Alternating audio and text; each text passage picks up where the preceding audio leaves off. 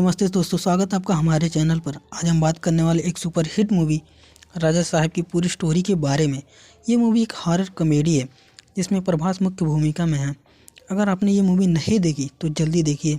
दोस्तों, राजा साहब एक तेलुगु मूवी है जो 2026 में रिलीज हुई है। इसका डायरेक्टर है मारुति और इसमें प्रभास राजा साहब के रोल में है। साथ में संजय दत्त, बोमन ईरानी, मालविका मोहनन, निधि अग्रवाल, रिद्धि कुमार और जरीना वहाब जैसे स्टार्स हैं। मूवी की स्टोरी एक ग्रैंड मदर और उसके पोते की है जिसमें हॉरर, कॉमेडी, रोमांस और एक्शन सब मिला हुआ है। स्टोरी अल्जाइमर की बीमारी से शुरू होती है और एक हॉन्टेड मैंशन तक जाती है। अब हम स्टोरी को डिटेल में बताते हैं, सीन बाय सीन, जैसे मूवी में होता है। मूवी की ओपनिंग एक छोटे से गांव में होती है जहां एक बुजुर्ग महिला रहती है जिसका नाम है गगम्मा। गगम्मा को अल्जाइमर की बीमारी है। अल्जाइमर मतलब वो सब कुछ भूल जाती है, अपना नाम, अपना घर, यहाँ तक खाना भी। लेकिन एक चीज़ वो कभी नहीं भूलती है, वो है उसके पति का नाम कनक राजू। कनक राजू एक साइंटिस्ट थे, मतलब भूत प्रेत भगाने वाले। लोग कहते हैं कि वो एग्जाइम में रहते हैं, यानी कहीं दूर चले गए।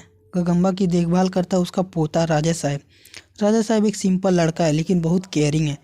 वो दिन रात अपनी दादी की सेवा करता है। सुबह उठकर चाय बनाता है, दवाई देता है और शाम को कहानियाँ सुनाता है। राजा साहब का रोल प्रभास ने किया है और वो इसमें बहुत क्यूट लगते हैं। एक सीन में गगम्मा भूल जाती है कि राजा साहब कौन है और वो कहती है, तुम कौन हो बेटा? राजा साहब मुस्कुराते हुए कहता है, मैं आपका पोता हूँ दादी।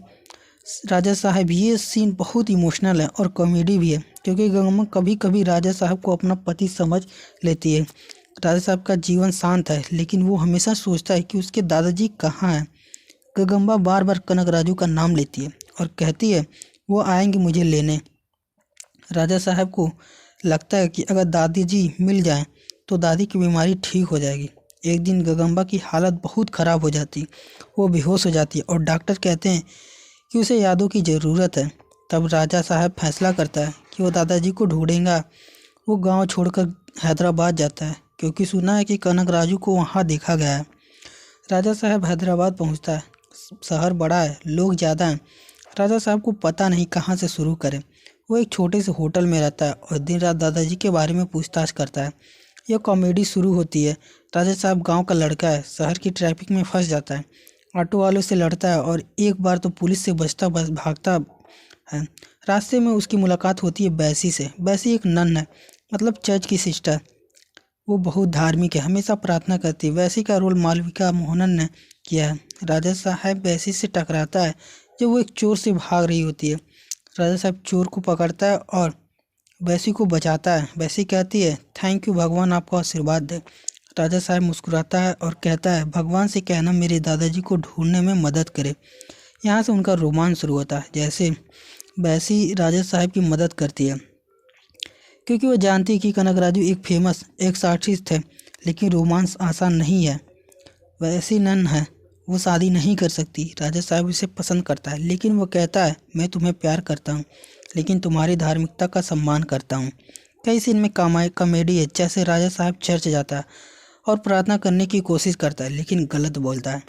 वैसे ही हंसती है। फिर एंट्री होती है भैरवी की। भैरवी एक चोर की पोती है। उसके दादाजी एक फेमस थीप थे जो कनक राजू से जुड़े थे। भैरवी स्मार्ट है, तेज है और राजा साहब की मदद करती है। वो कहती है कि मैं जानती हूँ कि कहाँ मिलेंगे तुम्हारे दादाजी, लेकिन बदले में मुझे कुछ चाहिए। भैरवी का रोल निधि अग्रवाल ने किया है। अब राजा साहब के जीवन में दो लड़कियाँ हैं, एक नन, एक थीप की पोती।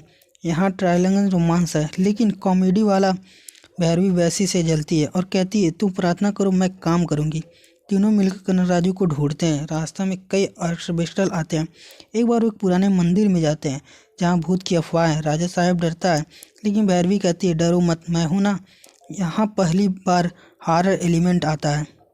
अंधेरे में आवाज़ें आती है लेकिन पता चलता है कि वो सिर्फ चूहे हैं। सब हंसते हैं। दौड़ते दौड़ते वो फेमस हॉन्टेड मैंशन पहुँचते हैं। ये मैंशन हैदराबाद के बाहर है, पुराना और डरावना। लोग कहते हैं कि यहाँ भूत रहते हैं, कोई नहीं जाता, लेकिन भैरवी कहती है कि कनक राजू यही हैं। तीनों अंदर जाते हैं। मैंशन बड़ा है, दीवार पर पुरानी पेंटिंग, टूटे हुए फर्नीचर और धूल। अंदर ही अजीब चीज़ें होने लगती हैं। दरवाजे खुलने बंद हो जाते हैं, लाइट्स ब्लिंक करने लगती है और दूर से हंसी की आवाज़ आती है। राजा साहब कहता है, ये क्या हो रहा है? वैसी प्रार्थना करती है। भैरवी कहती है शांत रहो, ये ठीक है। फिर शॉकिंग रिलीवेशन होता है। वो कनकराजू को ढूंढ लेते हैं। कनकराजू संजय दत्त है, बूढ़े लेकिन पावरफुल, लेकिन वो क्विंटम नहीं बल्कि विलेन है। कनकराजू बताते हैं कि उन्होंने जानबूझकर गायब हुए थे। उन्होंने एक लंबा प्लान बनाया था राजा साहब को यहाँ लाने का, क्योंकि कनकराजू एक डार्क पर्पज चाहते हैं। वो चाहते हैं कि राजा साहब उनकी जगह ले, एक एविल एक्सॉर्सिस्ट बने। कनकराजू कहते हैं तुम्हारा ब्लड लाइन स्पेशल है, मैंने तुम्हारी दादी को छोड़ा ताकि तुम पैदा हो, अब तुम मेरी पावर लो। ये सुनकर राजा साहब शॉक्ड होता है। वैसी और भैरवी भी। कनकराजू की पावर सुपर नेचुरल है, वो भूत कंट्रोल करते हैं, रियलिस्टिक बदल दे सकते हैं। अब तीनों मेंशन में फंस जाते हैं। दरवाजे लॉक, कोई रास्ता नहीं। कनकराजू का कंट्रोल मेंशन पर है। वो साइकोलॉजिकल और सुपर नेचुरल दोनों। वो हर मेंशन क्रिएटिव करते हैं। राजा साहब को लगता है कि बैसी मर गई। भैरवी को लगता है कि उसके दादाजी आ गए। कॉमेडी यहाँ भी है, लेकिन डार्क। एक सीन में राजा साहब एक जोकर देखता है जो खुद जैसा लगता है। वो एक्सप्रेस की कोशिश करता है। भैरवी लाख तोड़ती है। भैरवी प्रार्थना में पावर मांगती है, लेकिन कुछ नहीं होता। तब वो एक स्पेशलिस्ट को कॉल करते हैं, पद्मभूषण। पद्मभूषण बोमन ईरानी है, एक एक्सपर्ट इन हॉन्टेड मामले में। भूषण आते हैं और मंत्र पढ़ते हैं, लेकिन कनकराजू उन्हें आसानी से डिफीट कर देते हैं। पद्मभूषण कहते हैं कि ये पावर मेरे से बड़ी है। अब राजा साहब को लिमिट पशु होती है। वो गुस्से में आ जाता है। अचानक इसमें एक हिडन मास्टरी स्ट्रेंथ आ जाती है। ये पावर इतनी बड़ी है कि रियलिटी वार्प हो जाती है। एक पैरेलल वर्ल्ड क्रिएटिव होता है। यहाँ राजा सुपर पावरफुल बन जाता है। वो कनकराजू से फाइट करता है। फाइट में वीएफएक्स कमाल के हैं, लाइटिंग, होस्टिंग, रियलिस्टिक शिफ्ट। आखिर में राजा साहब सब जीत जाता है। कनकराजू डिफीट हो जाते हैं। ग्रुप बाहर आता है। गगम्मा ठीक हो जाती है क्योंकि कर्स ब्रोकन। लेकिन एंडिंग ट्विस्ट है। शैडोज में एक जोकर जैसा फिगर दिखता है जो राजा साहब जैसा लगता है। मतलब ब्लाइंड लाइन का फ्यूचर अनस्टेन है। दोस्तों, ये थी राजा साहब की पूरी स्टोरी। मूवी में कॉमेडी, हॉरर, रोमांस सब बैलेंस है। प्रभास की एक्टिंग कमाल की है। अगर आपको पसंद आई तो लाइक, शेयर, सब्सक्राइब करें। कमेंट में बताएं क्या आपको वीडियो पसंद आई। मिलते हैं अगली वीडियो में, तब तक के लिए जय हिंद।